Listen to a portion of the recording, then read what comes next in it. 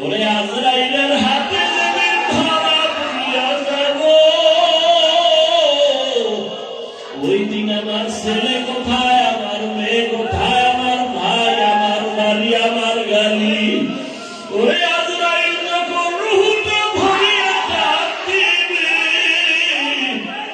বান্দা তখন দেখবে ডানেও কেউ নাই, বামে কেউ নাই, সামনে কেউ নাই, পেছনে কেউ নাই। আমি একা। ওরে আমার ঘর দিয়ে সবাই টেনে টেনে নামায়, বলে তাড়াতাড়ি কবরে দাও। আমার আপনজনেরা বলবে লাশ আর আমরা পাহারা দিতে পারবো না। ও আল্লাহর বান্দারা, রমজানের মাঝে আসছো, কি হালাত অন্তরে, আমার মাওলাকে অন্তরে জায়গা দাও। ওরে আমার আল্লাহকে যদি অন্তরে বসাইতে পারো, তখন তোমার এমন হালাত, বাড়ি ভালো লাগবে না, ছেলে মায়ের কথা মনে পড়বে না, বাড়ি গাড়ি সব ভুলিয়া অমন অবস্থা হবে যে তোমার এখন মাওলা ছাড়া আর কিছুই মজা লাগে না। তখন অবস্থা এমন হবে, আমার ডাইনে আমার মাওলা। ওরে বান্দা, তখন তুমি দেখবা আমার মাওলার জিকির ছাড়া ভালো লাগে না, তেলাওয়াত ছাড়া ভালো লাগে না। তারাবির নামাজ 20 রাকাত না, সারা রাত কোনো হিসাব নাই। মাওলার মোহাব্বতের বান্দা যখন নামাজে দাঁড়াবে, তখন কাঁদবে আর তেলাওয়াত শুনবে। মনে চাইবে সারা রাত যদি তেলাওয়াত করে আমি নামাজ থেকে পেছনে যাব না। আর যার অন্তরে আমার মাওলার মোহাব্বত নাই, ওর অন্তরে নামাজে মজা নাই, রোজায় মজা নাই, জিকিরে মজা নাই, বয়ানে মজা নাই। এই জন্য আল্লাহ বান্দার অন্তর তৈরি করার জন্যই রমজান, আল্লাহওয়ালাদের সোহবত। ওরে যাদের অন্তরে এখনো মাওলার মোহাব্বত আসে না, বাড়ি গাড়ির মোহাব্বত, আমার মাওলার সাথে মোহাব্বত তৈরি করো। ওরে যার আগুনের প্রয়োজন, আগুনের কাছে যাওয়া লাগবে। যার পানির প্রয়োজন, পানির কাছে যাওয়া লাগবে। যার মাওলাকে প্রয়োজন, তাকে মাওলার প্রিয় বান্দা আল্লাহওয়ালার কাছে যাওয়া লাগবে। আল্লাহওয়ালাদের নেক নজর যখন লেগে যাবে, তখন অন্তরের মধ্যে মাওলার মোহাব্বতের ঘ্রাণ আসতে থাকবে। এক পর্যায়ে বান্দা দিলটা গরম হয়ে যাবে, মরণের কথা স্মরণ হবে। কিসের বাড়ি, কিসের ঘর, কিসের টাকা, কিসের ক্ষমতা। এত বড় বড় ক্ষমতাওয়ালারা আজকে নাই, চেয়ার থুইয়া ভাগলো। ওই বাড়ি নাই, বাড়িওয়ালা কবরে চলে গেল, গাড়িওয়ালা গাড়ি রাখিয়া চলে গেল। এইভাবে অন্তরে যদি আল্লাহর মোহাব্বত জায়গা করা যায়, তখন বান্দারা নামাজ ছাড়া মজা লাগবে না, মাছ পানি ছাড়া যেমন মজা পায় না। আল্লাহর আশিক যারা, আমার মাওলার পাগল, ওরা আমার মাওলার জিকির ছাড়া অন্তর ঠান্ডা হয় না, নামাজ ছাড়া, তেলাওয়াত ছাড়া অন্তর ঠান্ডা হয় না।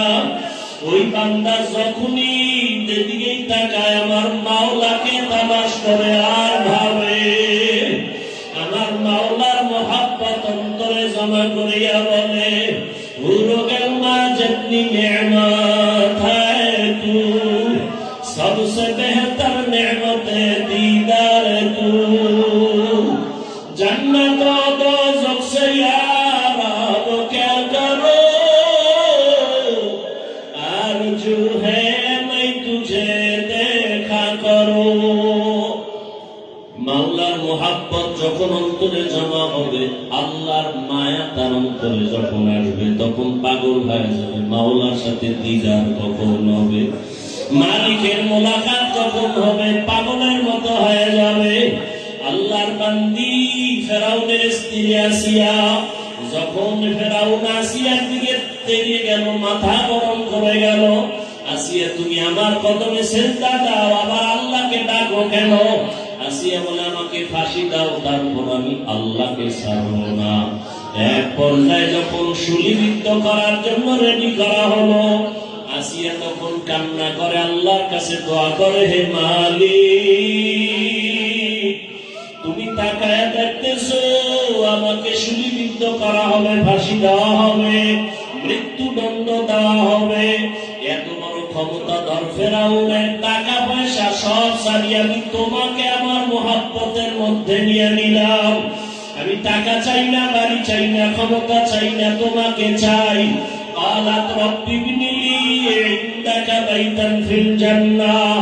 আসিয়া আসমানের দিকে তাকায় বলে, ও দয়ার মালিক, এত বড় ক্ষমতাওয়ালা ফেরাউন, ক্ষমতার অভাব নাই, টাকার অভাব নাই, সম্মানের অভাব নাই। আমি হাসিয়া তোমার বড় পাগল। আমি সম্পদ ছেড়ে দিলাম, ক্ষমতা ছেড়ে দিলাম তোমার জন্য। আর আমার খানা নাই, ঘুম নাই, টাকা নাই, পয়সা নাই। তোমাকে মায়া করার কারণে আজ আমার মৃত্যুদণ্ড হবে। তবে বিদায় বলা তোমার কাছে আমার চাওয়া, দুনিয়াতে আমার আরামের ঘুমের জায়গা ফেরাউন দেয় নাই, আরামে খানাও দেয় নাই। তোমার কাছে দাবি, আমি আসিয়ার জন্য তোমার পাশে জান্নাতে একটা ঘর বানাইয়া দাও। এর 3.5 হাত গভীর নৌকার মাঝি, তোমার এই হায়াতের নৌকা দুনিয়ার সাগরে তুমি চালাইতেছো। আজরাইল আসার আগে কিনারায় পৌঁছে যাও। যদি তুমি নেক আমলের রাস্তা দিয়া ভিন্ন দিকে যাও, আর এর মাঝখানে যদি কিনারায় যাওয়ার আগে আজরাইল হাজির হয়, রুহুটা দরিয়ার টান যখন দিবে, আর কিনারায় যাওয়ার কোন উপায় হবে না। এজন্য রহমতের নবী রমজানুল মুবারকে আমলের জন্য কোমরে গামছা বেঁধে রেডি হয়ে যাইতেন। রহমতের নবী কোন গুনাহ নেই। আম্মা জান আয়েশা রাদিয়াল্লাহু তাআলা আনহা বলেন, সাহাবায়ে কেরাম জিজ্ঞাসা করলেন, ইয়া রাসূলুল্লাহ,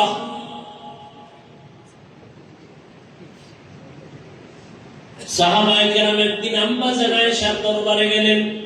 আম্মা জান আয়েশাকে তো আল্লাহ এত ইলম দান করেছে, রহমতের নবীর নজরে মাত্র 9 বছর আম্মা জান নবীজির সোহবত পাইলেন। 9 বছর নবীজি এমন দোয়া করছেন আম্মা জানকে আল্লাহ এই পরিমাণ ইলম দান করেছেন। আম্মা জান আয়েশা রাদিয়াল্লাহু আনহা বলে, নবীজির এই 9 বছরের দোয়া যে আমি পাইছি, 2000-এর উপরে হাদিসের হাফেজা হয়ে গেছি। এমনকি আল্লাহ মানে কোরআনের ইলম দান করেছেন। ইলম তো আল্লাহ দেন। আনা কাসেম ওয়াল্লাহু ইউতি, নবী বলেন আমি কিছু দেই না, আল্লাহ আমাকে দেন আর আমি বন্টন করি। দেনেওয়ালাকে দেনেওয়ালাকে ইয়া ইলাহি মুঝসে মুঝকো दूर करो, ताके देखो मुझ में तुझको एक नजर। या इलाही तू मेरा माबूद है, या इलाही तू मेरा माशूक है। আম্মা জান আয়েশা রাদিয়াল্লাহু আনহা কে আল্লাহর নবীর দোয়া এমন ভাবে কবুল হয়ে গেছে, কোরআনের বড় তাফসীর করতে वाला হয়ে গেলেন। বড় বড় বড় বড় সাহাবায়ে কেরাম কঠিন কোন মাসআলায় আটকায় গেলে সমাধানের জন্য আম্মা জানের কাছে যেতেন। নবী যখন দুনিয়া থেকে চলে গেলেন, আম্মা জানের বয়স তখন 18 বছর। কি নাম? আয়েশা রাদিয়াল্লাহু আনহা। আনহু পুরুষের বেলায় আনহু, আর নারী সাহাবিয়া যারা তাদের বেলায় কি হবে? আনহা। আম্মা জান আয়েশা রাদিয়াল্লাহু আনহার কাছে সাহাবায়ে কেরাম কঠিন সমস্যায় পড়লে সমাধানের জন্য যাইতেন। আম্মা জান এমন একটা সমাধান দিতেন, বড় বড় বড় বড় কঠিন সমস্যার সমাধান সাথে সাথে সবাই পেয়ে যেত এবং মেনেও নিতেন। রমাজানুল মুবারকে রহমতের নবী এত পরিমাণ আমল করতেন। সাহাবায়ে কেরাম একদিন জিজ্ঞাসা করলেন, আম্মা জানকে নবীজি আশ্চর্য ধরনের কোন আমল বা কোন ঘটনা আছে কিনা? রহমতের নবী জীবনের কোন আশ্চর্য ধরনের ঘটনা? আম্মা জান আয়েশা রাদিয়াল্লাহু আনহা বললেন, সাহাবায়ে কেরাম নবীজির এমন কি কথা বা কাজ আছে যেটা কোন আশ্চর্য না, সবই তো আশ্চর্য ধরনের। রহমতের নবীর প্রত্যেকটা কাজ, নবী বাথরুমে গেছেন, সাহাবী দূরে দাঁড়ানো, নবীজি বাথরুম থেকে বের হইয়া মাটি দিয়ে তায়াম্মুম করতেছেন। সাহাবী বললেন, ইয়া রাসূলুল্লাহ, ওই যে পানি দেখা যায়, তায়াম্মুম করলেন কেন? নবীজি বললেন, সাহাবী পানি পর্যন্ত যাওয়ার গ্যারান্টি আসেনি। চিন্তা করেন, যে নবীর কোনো গুনাহ নাই, সেই নবী চিন্তা করেন সাহাবী পানি পর্যন্ত যাওয়ার গ্যারান্টি আসেনি। আমি আগে তায়াম্মুম করে নিলাম, পানি পর্যন্ত যাব, ওখানে গিয়ে আবার ওযু বানাবো। রহমতের নবী এতটা আল্লাহ ভীতি, এজন্য সব মুফাসসিরিনে কেরাম, মুহাদ্দিসিনে কেরাম বলেন, পৃথিবীর শ্রেষ্ঠ ইবাদত করনেওয়ালা আমার নবী।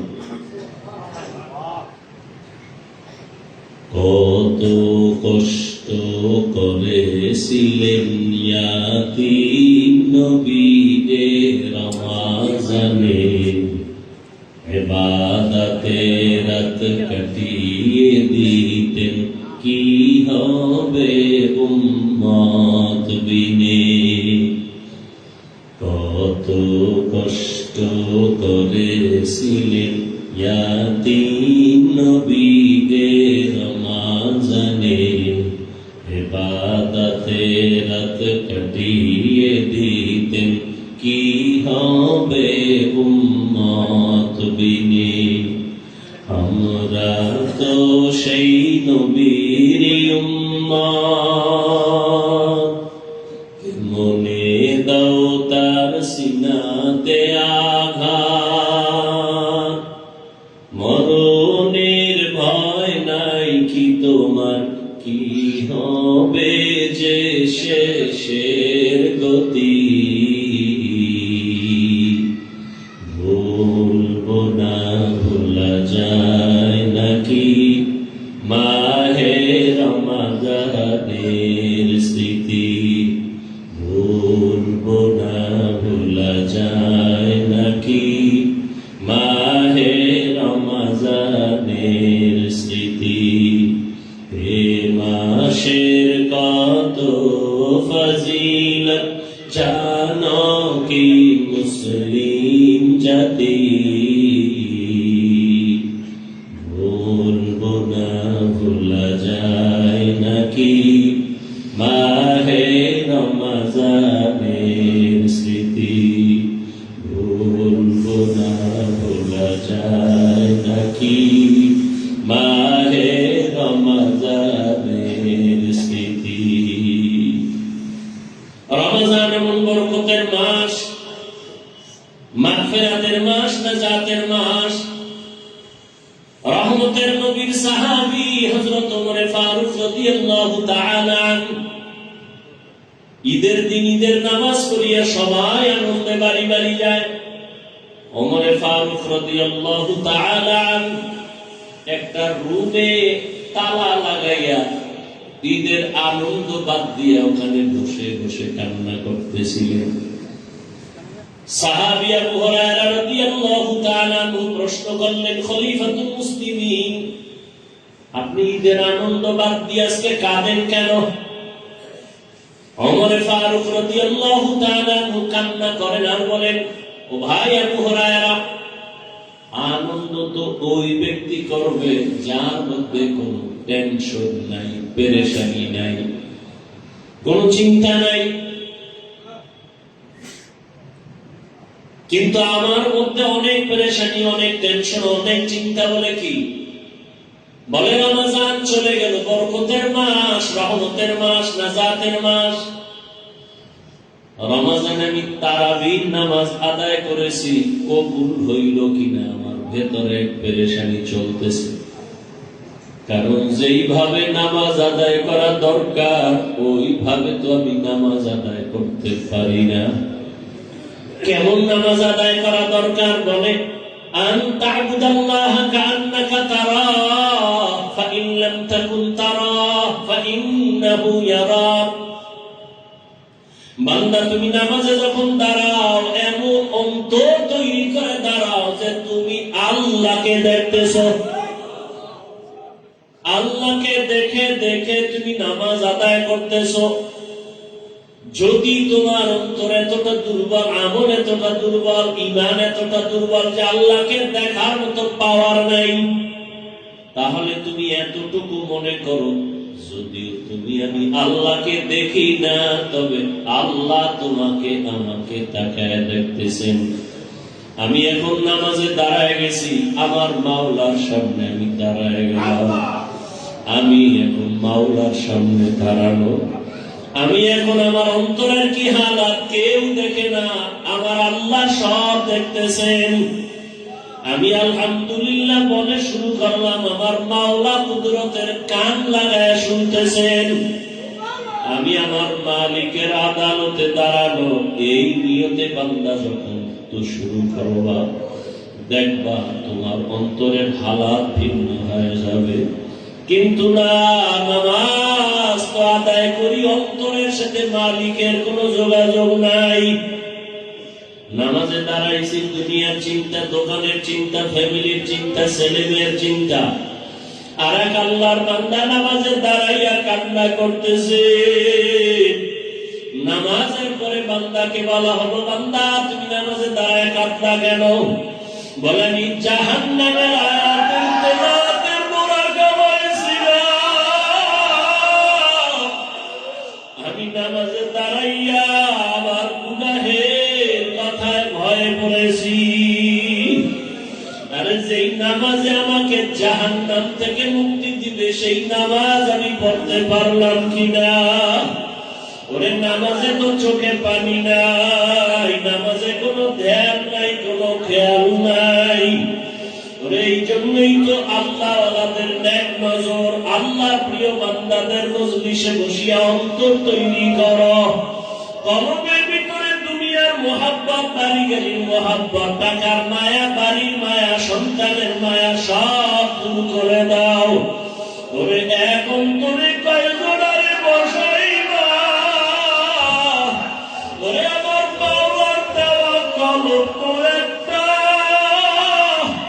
ওই কলবে হয়তো দুনিয়া বসাও না আমার মালিকের বসাও। ওরে কলবের মধ্যে যদি দুনিয়াকে বসায় দাও, আমার মালিকের আর বসার সুযোগ নাই। এই দুনিয়া থেকে কলবের সাফ করি, আমার মালিকের সাথে সম্পর্কের জন্য কলবটাকে খালি বানাও। ওরে আল্লাহর মোহাব্বত নিয়ে চিন্তা করো, আর মুরাকাবা করো, মরণের চিন্তা করো। আরে আজ আমার টাকা, আমার বাড়ি, আমার গাড়ি, আমার সব আমার যা বলি কিছুই তো আমার না। ওরে একজন বিচারকের না, একজন আসামি। ওরে কত টাকাওয়ালা, কত বাড়িওয়ালা, কত গাড়িওয়ালা, কত কিছু বাহাদুরি জেলখানায় যখন চলিয়া যায়, এখনো সে কিন্তু মরে না, জেলখানায় আছে। সবাই জানে লোকটা বাঁচিয়ে আছে, কিন্তু দেখা যায় তারপরেও তার ছেলে মেয়ের ঠিকানা পর্যন্ত ঠিক থাকে না। তার রেখে যাওয়া বাড়ি, তার গাড়ি, তার সম্পদ কেমন যেন সব বিলীন হওয়া যায়। আর আগের মতো বাড়ি পায় না, গাড়ি পায় না, কেমন এক বিরাট ভূমির মতো। দুনিয়াতে জেলখানায় চলিয়া গেলে সব কিছু হাত ছাড়া হয়ে যায়। ওরে আজরাইলের হাতে যেদিন ধরা পড়িয়া যাব, ওই দিন আমার ছেলে কোথায়, আমার মেয়ে কোথায়, আমার ভাই, আমার বাড়ি, আমার গাড়ি। ওই আজরাইল যখন রূহটা ভরিয়া ডাক দিবে,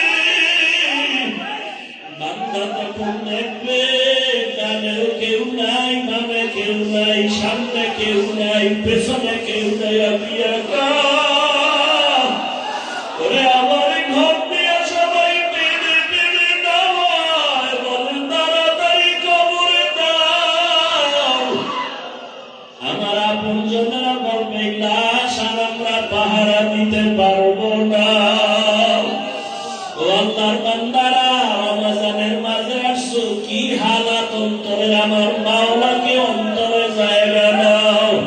ওরে আমার আল্লাহকে যদি অন্তরে বসাইতে পারো,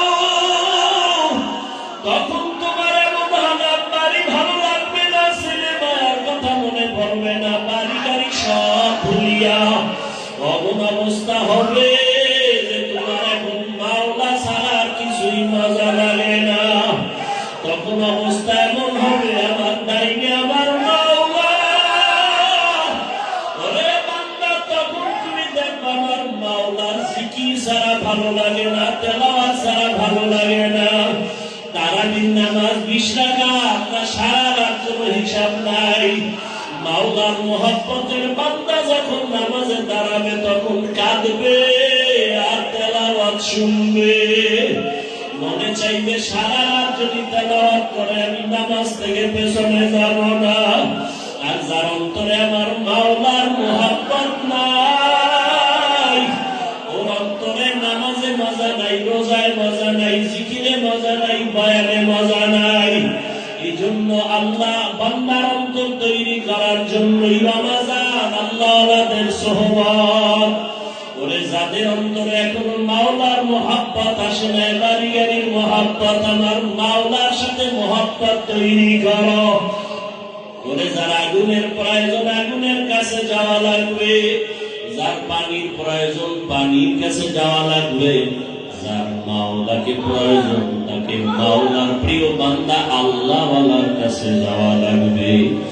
আল্লাহওয়ালাদের নেক নজর যখন লেগে যাবে, তখন অন্তরের মধ্যে মাওলার মোহাব্বতের ঘ্রাণ আসতে থাকবে।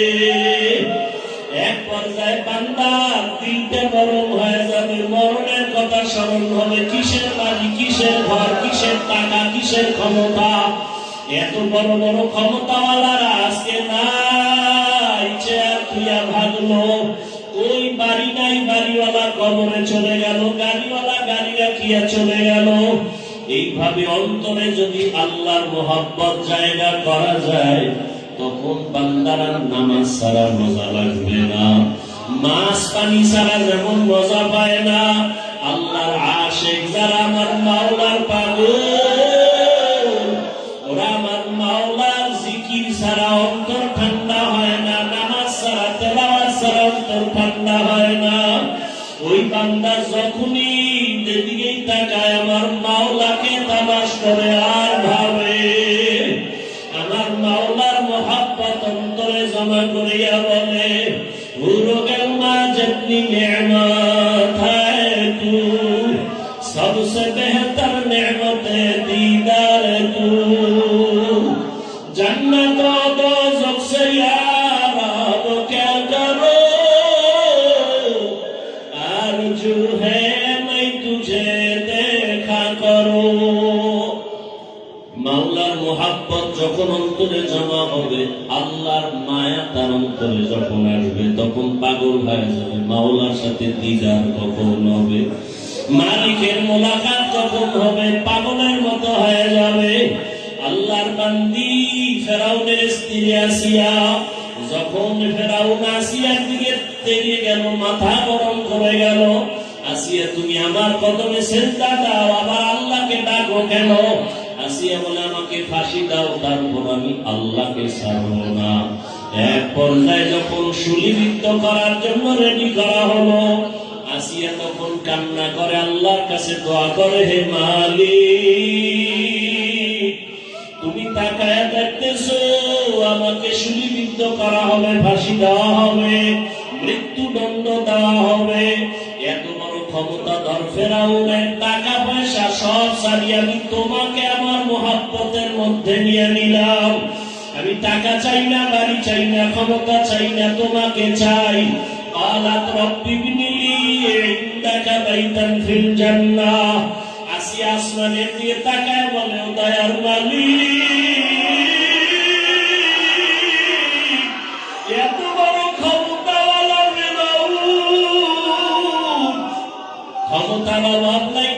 অভাব নাই, সম্মানের অভাব নাই। আমি হাসিয়া তোমার বড় পাগল। আমি সম্পদ ছেড়ে দিলাম, ক্ষমতা ছেড়ে দিলাম তোমার জন্য। আর আমার খানা নাই, ঘুম নাই, টাকা নাই, পয়সা নাই। তোমাকে মায়া করার কারণে আজ আমার মৃত্যুদণ্ড হবে।